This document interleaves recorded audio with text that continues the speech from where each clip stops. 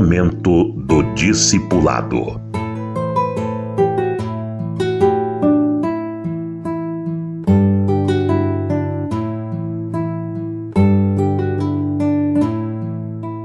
O discipulado é um filtro para se conhecer as pessoas.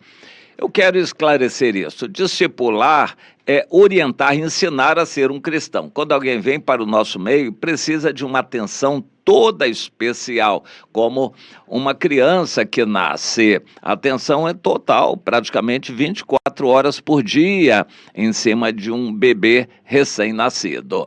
Quando alguém se torna um cristão ou se reconcilia, é um bebê espiritual. Nós temos que dar toda a atenção a essa pessoa para conhecê-la, amá-la e ajudá-la, mas também para evitar que cresça uma serpente.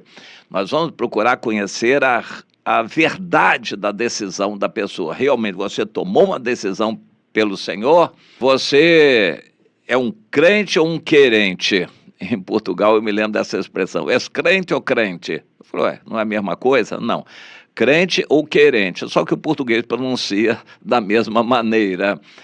Querente é muito diferente.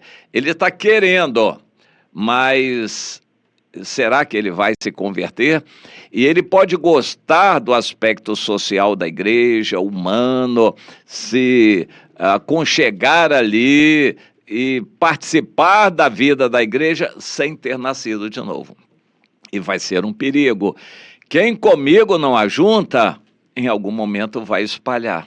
A gente pode estar guardando ali uma cobra. Não, ela é boazinha, é de estimação. Ela é boazinha até um momento qualquer, que ela vai se sentir ofendida, vai picar você com o veneno dela. Você guardaria uma granada dentro da sua casa?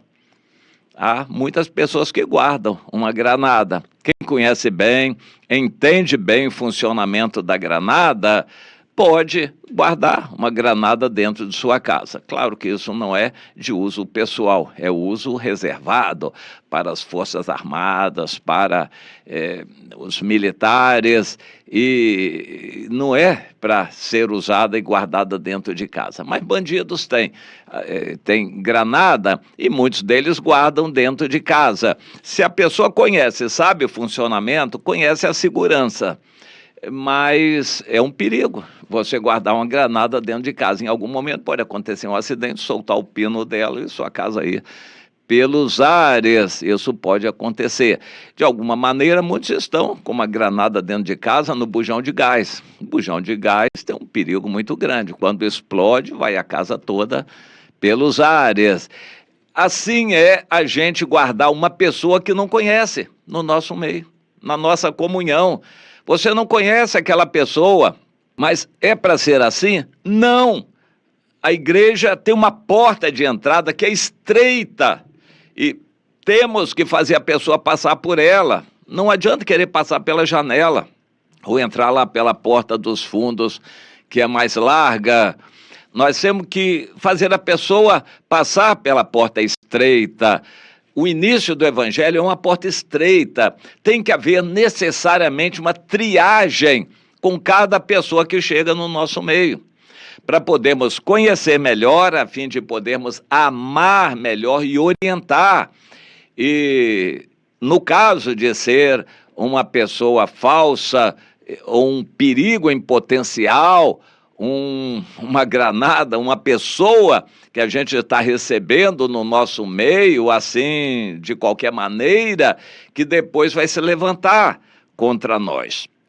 A Bíblia nos faz muitos alertas a respeito disso. Um Judas, uma pessoa que é mal intencionada, um lobo em pele de ovelhas. Isso tem acontecido muito no meio evangélico. Muitos líderes, pastores, missionários, apóstolos, querem mandar dominar para se aproveitar das ovelhas. Eles querem se enriquecer com as ovelhas. Eles querem ficar famosos e manipular a vida das ovelhas. Existem muitos lobos dirigindo igrejas. Mas o alerta é para você não ser enganada, não ser enganado por um lobo que em algum momento, quando sentir fome, inicialmente ele vai proteger a ovelha, mas quando sentir fome ele não vai ter dúvida, ele vai comer, matar e comer aquela ovelha. A natureza dele é assim, ele é um lobo, ele não dá vida pelo evangelho, é um mercenário. Ele não dá vida pelo evangelho, muito menos pelas ovelhas do Senhor. Ele quer se aproveitar do evangelho. Mas será que a gente pode conhecer uma pessoa assim? Claro, para quem quer conhecer é fácil. Para você não ser enganado ou enganada com um lobo, um líder que na verdade é um lobo, que só quer usar as pessoas para se fazer, se enriquecer, satisfazer o seu desejo. Nós temos que estar atentos. Todo novo no nosso meio, cristão, venha por conversão, esteja afastado e voltando, ouvindo de uma outra igreja, nós temos a obrigação de conhecer. Nós vamos avaliar a vida da pessoa para podermos amar, ajudar. Mas isso precisa ser feito também, guarde bem essa observação que eu faço, pelos pais com relação aos filhos. Cada filho que nasce é um cheque em branco. Os filhos não são iguais, cada um é diferente do outro. E na formação também, existem mistérios de Deus que ele não nos revela, ficam ocultos aí no Deuteronômio 29, a predestinação. Nós podemos ter filhos, vários deles, e nem todos serem do Senhor. Nós podemos ter um filho que nunca vai ser do Senhor, mas Deus nos dá sabedoria.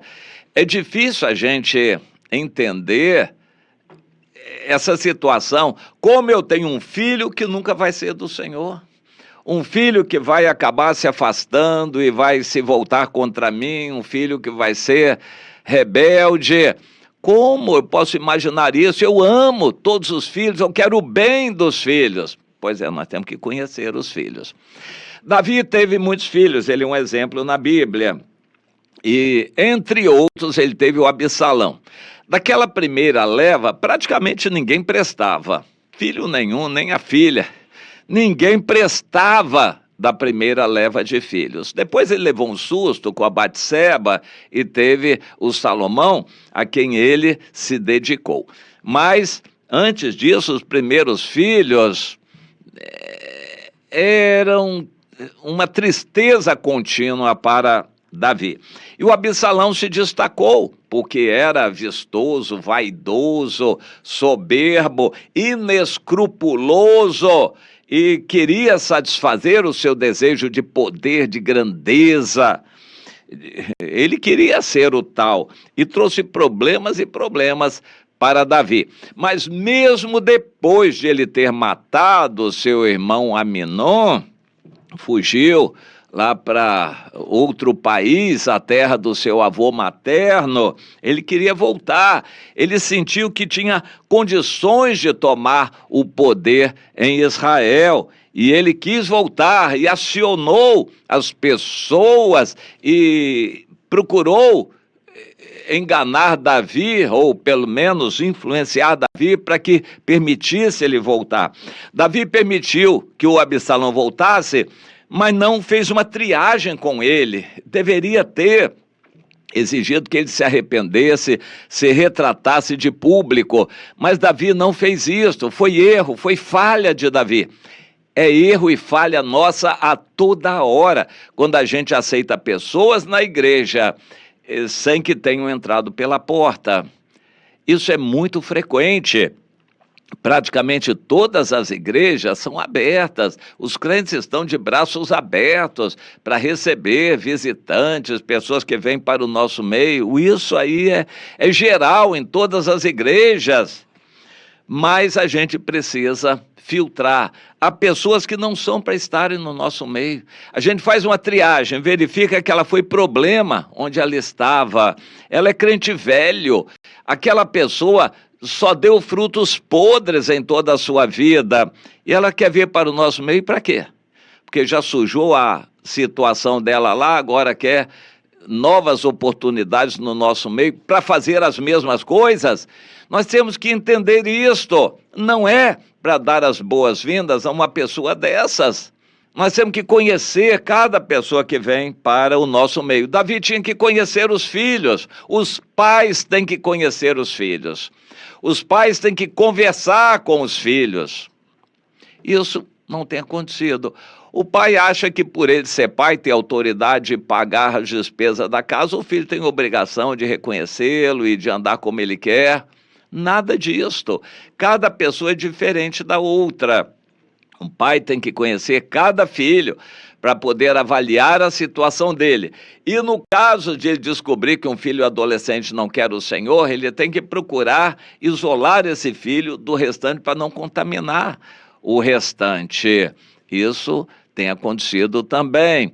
Uma pessoa mal intencionada contamina outras. Mas acontece que um filho meu, eu como um crente no Senhor, um filho meu pode ser um demônio? Pode. Dos discípulos que Jesus escolheu, um era demônio.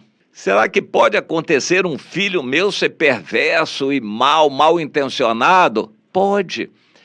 Nós não temos controle sobre o livre-arbítrio. Eu acho que o Calvino errou quando ele estabeleceu a doutrina da predestinação.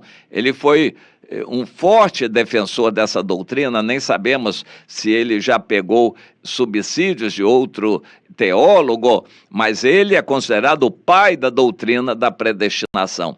Mas onde eu acho que ele errou é que ele criou algo que não há na Bíblia. Há pessoas predestinadas pelo Senhor, isso é um mistério de Deus que está fora da nossa capacidade. Mas ele criou uma outra doutrina: filhos de predestinados também são predestinados. E isso nem sempre é verdade.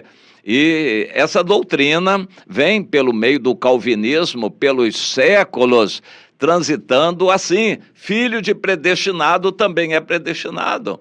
E não é sempre assim. Cada pessoa é diferente da outra e Deus tem um trato pessoal com cada pessoa, baseado talvez na presciência que é mencionada pelo apóstolo Pedro. Deus, conhecendo de antemão que a pessoa vai ser, ele predestina essa pessoa, mas cabe a nós não interferir nessa doutrina da predestinação, mas conhecer cada pessoa. Nós temos que conversar com cada filho, principalmente na igreja. Temos que conversar com cada crente novo, cada discípulo novo, cada crente que estava afastado e está voltando, e cada pessoa que vem de uma outra igreja, principalmente essas pessoas. Temos que conversar. Vamos procurar saber como foi a vida da pessoa, como foram as bases da fé e assim por diante, para conhecer, para poder amar, ajudar e orientar, se ela quiser ser orientada. E no caso de a gente perceber que uma pessoa não quer obedecer, não quer se submeter, não quer ter comunhão com os outros irmãos, ela quer ser autônoma, independente dentro da igreja, cabe a nós identificarmos essa pessoa e orientarmos essa pessoa a achar um caminho melhor do que ficar no nosso meio. Vai nos aliviar e vai ser melhor para ela também. Mas não podemos ser enganados, engolindo sapo, tomando gato como se fosse lebre. Não podemos ser enganados. Para isso, temos que filtrar as pessoas, uma triagem no início, discipulado. Cada pessoa precisa ser acompanhada na igreja. Não podemos ter pessoas a granel na igreja, anônimas de qualquer jeito. E você procure ser identificado também. Não queira ser membro de uma igreja grande, massificada, para você ficar anônimo ali. Isso não é bom, não é de Deus. Procure fazer a sua parte, mas procure ajudar os outros também. Procure conhecer cada pessoa que está ao seu lado na igreja. Ajude a liderança da igreja.